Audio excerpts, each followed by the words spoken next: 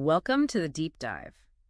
It's funny how some things stick with you from childhood, like those awesome RC cars. Oh, yeah, absolutely. Well, today we're tackling a bit of a puzzle about one of the real icons, the Tamiya frog buggy from '83. Ah, the frog. Classic. Exactly. But did you know it actually had two names? Globally, it was just the frog, simple enough. Hmm. But over in Japan, it was the mighty frog. Right, Mighty Furogu. It's a fascinating difference. Totally. So, our mission for this deep dive, using this great report from some hobbyist archives, is to figure out why. Why the dual identity?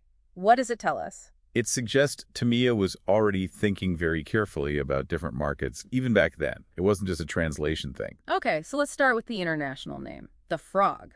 Pretty straightforward. Yeah, and it fits perfectly with Tamiya's strategy around that time, didn't it? Yeah. They had the Hornet, the Grasshopper. Exactly, the whole character car lineup. Hmm. Giving them these animal names, it gave them personality, made them really appealing, especially for kids. And the design kind of backed it up too, didn't you think? Yeah, subtly.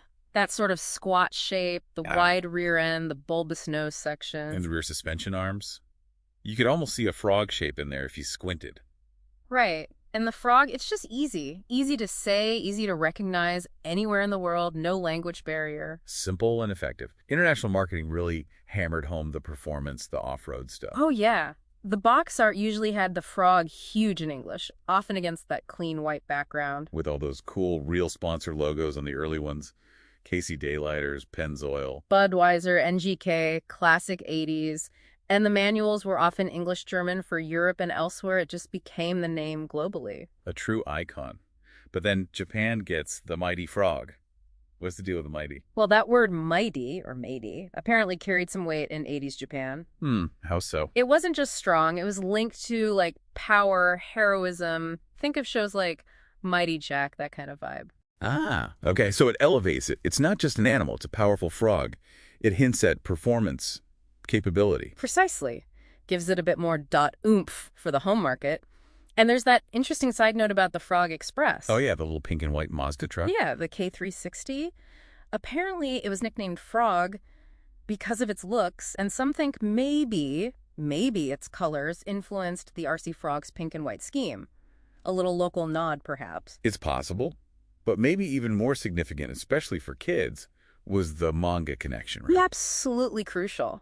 The Rajikun Bui or RC Boy manga in Koro Koro comic. Hugely popular. And didn't some main characters use the Mighty Frog? Yeah, like the police officer character Onigawara Ipatsu, and I think even one of the rivals, Tamaniata. And wasn't there that weird myth in the manga about the antenna? Huh. Yeah. That the steel wire antenna could actually help the mighty frog flip itself back upright if it crashed. Total manga physics, but kids loved it. For sure. That comic really cemented Mighty Frog as the name for a generation of Japanese kids getting into RC. Okay, so it looks like a deliberate dual branding strategy then. Seems like it. Tamana knew what they were doing. The frog works globally simple, fits the character line. But Mighty Frog, for Japan, gives it that extra layer, taps into cultural meaning, uses that manga synergy. Right.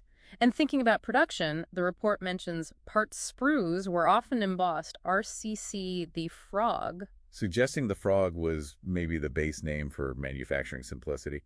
Makes sense. Yeah, but then you see old Japanese boxes. You can still find them on places like Yahoo Options Japan, and they'll often have the frog in big English letters. Right alongside in Japanese characters. Which is interesting. Maybe standardizing the main English graphics saved costs globally. Could be. And maybe having the English name prominent on the Japanese box felt, I don't know, cool or international to Japanese buyers back in the 80s. That's a good point, too. Use the English for global feel, but reinforce the Mighty Frog identity through Japanese text and all the local marketing, like the manga tie-ins. So summarizing, it wasn't just a name change. It was tailored branding. Yeah. The Frog, for worldwide recognition and ease. And Mighty Frog, for that deeper cultural connection and media power in Japan. It really shows Tamiya's savviness in understanding both global and local markets, even way back then. Definitely. And for fans like us outside Japan, discovering the Mighty Frog story just adds another cool layer to its history, doesn't it? It really does. Makes you think, doesn't it? How many other products we know might have these different identities or slightly tweaked branding depending on where you are in the world? Something to ponder. A great point to end on. Always more to discover.